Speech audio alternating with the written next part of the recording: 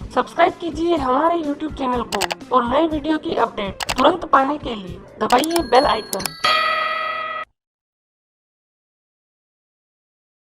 नमस्कार दोस्तों, आज हम बात करेंगे डबल बॉटम के विषय में। डबल बॉटम चार्ट पैटर्न का ही एक रूप है।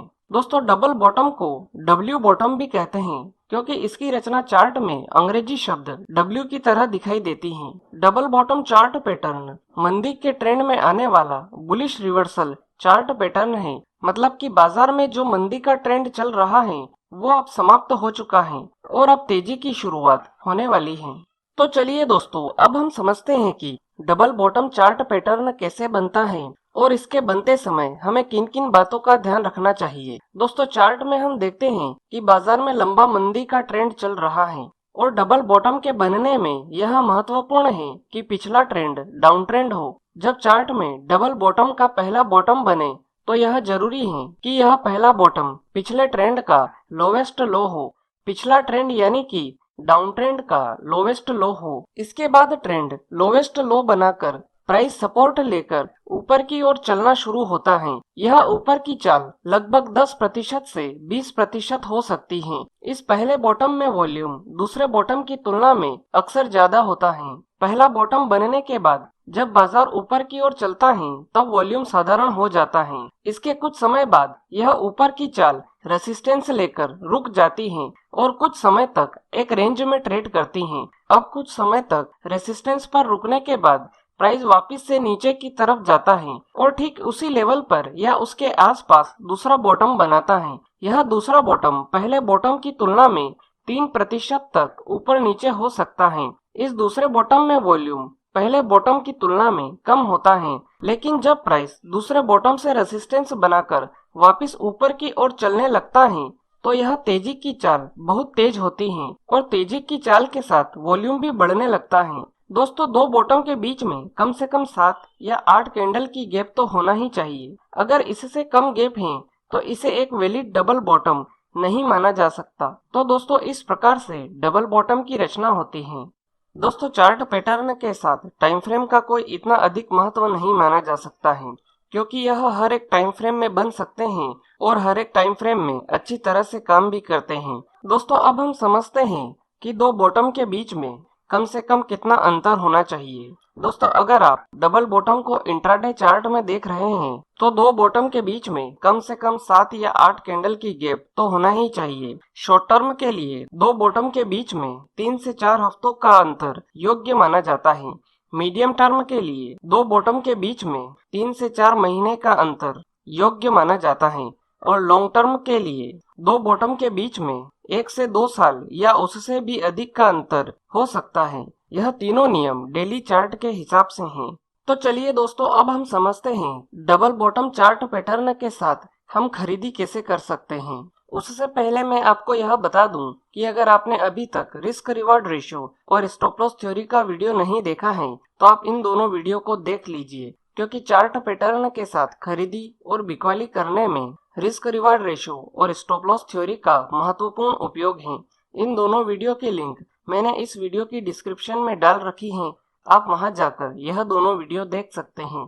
तो चलिए वीडियो में आगे बढ़ते हैं और समझते हैं डबल बॉटम के साथ हम खरीदारी कैसे कर सकते हैं। दोस्तों, अगर आप चार्ट में डबल बॉटम का फॉर्मेशन देख रहे हैं तो आपको इसमें खरीदी करने के लिए सबसे पहले दोनों बॉटम के बीच में जो रेसिस्टेंस है उस रेसिस्टेंस के हाई को टच करते हुए एक हॉरिजॉन्टल लाइन खींचना होगी। इस हॉरिजॉन्टल लाइन को डबल बॉटम चार्ट पैटर्न के साथ नेकलाइन कहते हैं। अब आपको इसमें खरीदी करने के लिए यह देखना है कि जब प्राइस दूसरा बॉटम बनाने के बाद जब कोई कैंडल नेकलाइन के ऊपर क्लोजिंग दे दे तो उसके बाद वाली कैंडल में हमें खरीदी करना है और खरीदी करने के तुरंत बाद जिस कैंडल ने नेकलाइन के ऊपर क्लोजिंग दी है उसके लो के नीचे का स्टॉप लॉस लगाना है। इसी बीच ट्रेड लेने से पहले आपको एक और बात का ध्यान रखना बहुत जरूरी है कि आपके खरीदी करने के पॉइंट से स्टॉप लॉस लगाने के पॉइंट के बीच का जो डिफरेंस है वो रिस्क रिवॉर्ड रेशो के 2% के नियम के अनुसार ही होना चाहिए, तभी आपको ट्रेड लेना है। अगर डिफरेंस 2% के नियम के अनुसार नहीं है तो आपको यह ट्रेड नहीं लेना है। ट्रेड लेने के बाद आपको ट्रेलिंग स्टॉप लॉस का उपयोग करना है। अब इसमें आखिरी पॉइंट यह है कि हमें प्रॉफिट बुक कहाँ पर करना है। प्रॉफिट बुक करने के लिए आपको यह देखना है कि जहां से प्राइस पहली बार नेकलाइन के नीचे जाता है इसे हम नाम देते हैं पॉइंट ए, और जहां पर पहला बॉटम बनता है इसे हम नाम देते हैं पॉइंट बी। अब पॉइंट ए और पॉइंट बी के बीच का जो डिफरेंस है वो हमारा टारगेट है। दूसरा बॉटम बनने के बाद जब प्राइस नेकलाइन के ऊपर चला जाता है तब पॉइंट ए और पॉइंट बी के बीच का जो डिफरेंस है वो ऊपर की ओर हमारा टारगेट होगा। जैसे कि पॉइंट ए और पॉइंट बी के बीच का डिफरेंस 10 पॉइंट का है तो हमारा टारगेट नेकलाइन के ऊपर 10 पॉइंट का होगा, और जब प्राइस 10 पॉइंट के डिफरेंस तक पहुंच जाए तो हमें तुरंत प्रॉफिट बुक करना है। तो दोस्तों इस प्रकार से हम डबल बॉटम के साथ खरीदी कर सकते हैं। तो चलिए दोस्तों अब हम चार्ट में डबल बॉटम चार्ट पैटर्न को समझ लेते हैं। सबसे पहले आप अपने चार्टिंग सॉफ्टवेयर में जाइए और चार्ट को खोल लीजिए।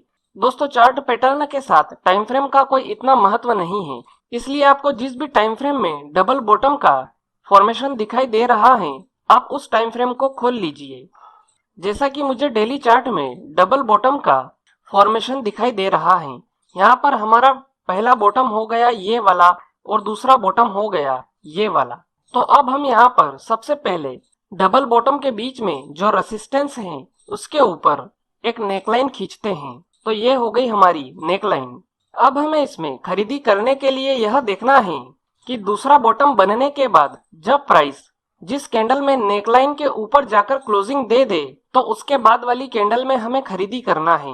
तो यहाँ पर प्राइस इस वाली कैंडल में नेकलाइन के ऊपर क्लोजिंग दे रहा है, इसका मतलब ये है कि हमें इस वाली कैंडल में खरीदारी करना है, और खरीदारी करने के तुरंत बाद जो कैंडल नेकलाइन के ऊपर क्लोजिंग दे रही है उसके लो के नीचे का स्टॉप लॉस लगाना है। इसका मतलब ये है कि हमें इस कैंडल के लो के नीचे का स्टॉप लॉस लगाना है। इसी बीच ट्रेड लेने से पहले आपको रिस्क रिवार्ड रेशो के 2% के नियम का भी ध्यान रखना है। मतलब कि आपके खरीदी करने के पॉइंट से स्टॉप लॉस लगाने के पॉइंट के बीच का जो डिफरेंस है वो रिस्क रिवार्ड रेशो के 2% के नियम के अनुसार ही होना चाहिए, तभी आपको ट्रेड लेना है। ट्रेड लेने के बाद आपको ट्रेलिंग स्टॉप लॉस का उपयोग करना है। इसके बाद प्रॉफिट बुकिंग के लिए आपको यह देखना है कि पॉइंट ए और पॉइंट बी के बीच के डिफरेंस को हमें टारगेट मानना है। तो हमारा पॉइंट ए हो गया ये वाला और पॉइंट बी हो गया ये वाला। तो पॉइंट ए और पॉइंट बी के बीच का जो डिफरेंस है वो हमारा टारगेट है। तो अब आप देखिए कि इस वाली कैंडल में हमारा टारगेट अचीव हो रहा है, तो हमें इस वाली कैंडल में प्रॉफिट बुक करना है। तो दोस्तों इस प्रकार से हम डबल बॉटम के साथ खरीदारी कर सकते हैं। तो दोस्तों यह थी डबल बॉटम के विषय में संपूर्ण जानकारी। उम्मीद है आपको यह जानकारी पसंद आई होगी। अगर वीडियो से जुड़ा हुआ कोई भी सवाल आपके दिमाग में है तो आप कमेंट बॉक्स में जाकर पूछ सकते हैं। आज के लिए इतना ही, फिर मिलेंगे। गुड बाय, धन्यवाद।